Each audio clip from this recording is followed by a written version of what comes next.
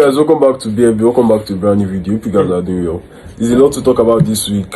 England are actually doing well in Europe.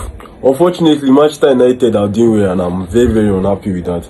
Manchester United and Tottenham, which are their 14th and 16th in the league. To show you how hard this season is, this season has been very difficult. That's why it's only Liverpool had the easy run to the Premier League, and they didn't do well in the Champions League. So we have two. For me, we already have two finalists in the Europa League final, one in the Conference League. But let's see how Arsenal are doing against PSG. So let's start with the first match of this week, Arsenal PSG. I think the first half was pretty much one-sided, but the second half was more end-to-end. Arsenal, I didn't watch the match fully, so I can't give you the full analysis. But Arsenal, I think Luis Enrique outclassed Arteta especially in that first half. PSG should have buried that game in the first half, but they didn't. And in the second half, Arsenal started coming back into the game. They had some chances. Donnarumma with two powerful saves. So the second leg would be much more interesting. I would have said that PSG are already qualified, but the bottling spirit is in their blood. We saw they almost threw it away against Aston Villa. They can throw it away against Arsenal. But Arsenal too are king of bottlers. So let's see the bottlers that will prevail the most. Up to the second semi-final, I think this is the best match in the Champions League this season. Barca Inter Milan should have been 4-3, but it's 3-3. They cancelled Inter Milan last goal.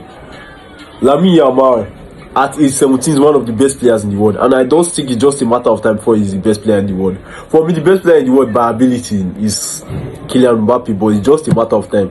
The amount of talent that boy has is just on another level. Someone said that if this guy had the arrogance, if Lamine Yamal, Messi had the arrogance of Lamine Yamal, there will have been no good debate, and I agree with that statement. Because one thing, because I don't have Messi and Ronaldo, why I think they have been on the same level in the same years, because the arrogance that Ronaldo had, the motivation, the mentality he had, and Yamal has that Ronaldo mentality with Messi ability. So it's just a matter of time. The only thing that can slow this boy down is injuries.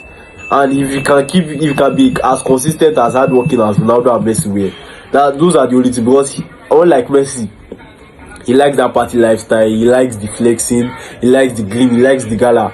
But Messi is just like a chill guy that just wants to do his football. He's just programmed to play only football. Apart from that, Messi can't do any other thing. And Ronaldo, on the other hand, he likes the gleam, he likes the gala, but he knows when to work hard. Lamine Yamal has the crazy amount of talent. Like Thierry already said something that it's the veterans, like the skippers, the captains in the team, that tells the 17-year-olds to calm down. But Lamine Yamal is one telling them Lewandowski to calm down. He's one telling them Pedri to calm down. Pedri also is one telling them Iago Martinez, all those veterans. Kunde is one telling them to calm down, that we are still going to win this game. And that is not normal. Lamine Yamal is not a human being, and that is not normal.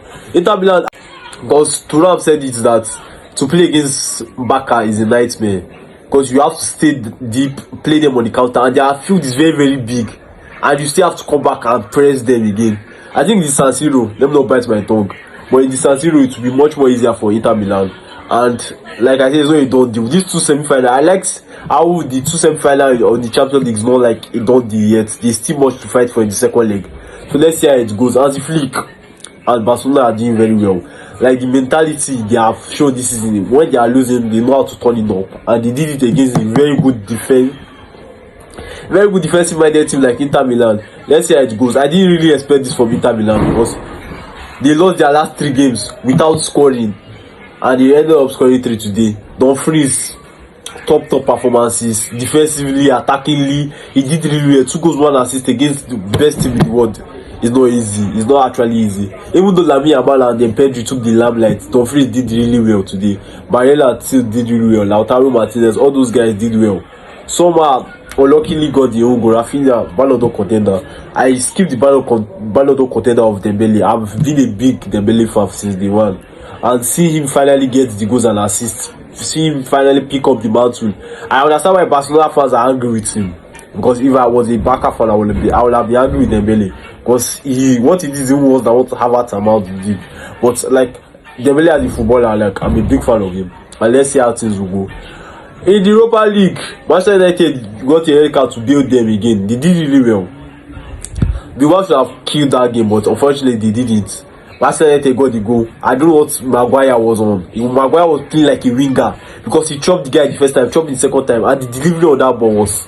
Like the only person that can do that in that team is Bruno. I don't know what Maguire was on. He got the ball to Ugarte got it to Casemiro, and the 1-0 up. But Manchester United got the penalty. That was the penalty, but that was never a red card. And I think the tie is already done because Bilbao have to score 3 at Old Trafford without Manchester United scoring 1. Manchester United in the Europa League are a different gravy. You may insult them a lot in the Premier League. I'm not happy they are doing well, but you have to just give them respect. They have scored more goals in fewer games in the Europa League this season than they have done in the Premier League. So they have played, I think, 15 games in the Premier League, scored 18. In the Europa League, they have played only 9. They have scored 17. So they are basically qualified. Tottenham, on the other hand, we know Tottenham can bottle this, but for me, they have also basically qualified. So we are going to get an all-English Europa League final. More respect to the Premier League. In as much that if the 2 teams go into the final, that means we are getting 6 teams in the Champions League next season from England. 6.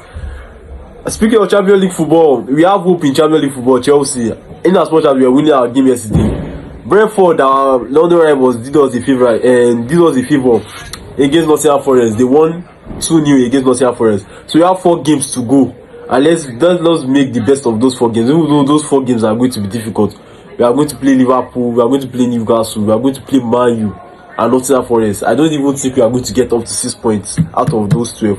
But let's just try and do our best. In as much as we are winning our game yesterday, Brentford, our London rivals, did us a favor, and did us a favor against Nottingham Forest. They won 2-0 against Nottingham Forest. So we have 4 games to go, and let's make the best of those 4 games. Even though those 4 games are going to be difficult, we are going to play Liverpool, we are going to play Newcastle, we are going to play Man U and Nottingham Forest. I don't even think we are going to get up to 6 points out of those 12. But let's just try and do our best. Now, straight to yesterday's match. We did really well in Sweden. We won the team in Sweden. We scored 4 goals. We should have got more in the first half, but unfortunately we didn't. So we were a little reluctant in the last 20 minutes. That's at this level, the Conference League level, the best European competition. Yeah, you can let it slide. But if you go to when we are going to Champions League, we are going to Europa League. You can't just let that slide. You have to keep the intensity up for the whole 90 minutes, and unfortunately we didn't. So 4-1 away at Sweden. There's nothing much to say. Ray James look class, Enzo look class, Madueke actually look good. Jackson is actually good for him to get 2 goals. Let him just keep scoring. He scored against Everton, scored 2 goals yesterday. That is actually very good for the striker. And as for Kopama, you can see that the confidence is not just there. There is actually ability. He's trying everything, but nothing is working. I pray he gets his goal against Liverpool just to get the end of the season, because this final 4 games of the season we actually going to need everybody at their best, and Kopama included. So let me know, guys, in the comment section. Who do you think will win in the this Euro recap? Who do you think will qualify? Is it Arsenal? Is it PSG? Is it Inter Milan? Is it Spain? In the other side, is it Bodo Glimt? Fiorentina Betis, the winner, like the real semi-final. Chelsea are fortunate to get the team from Sweden. Fiorentina Betis, they did play 2-1. So Betis are going to Florence with a 2-1 advantage. So let me know in the comment section, who do you think will go to the respective finals. See you guys.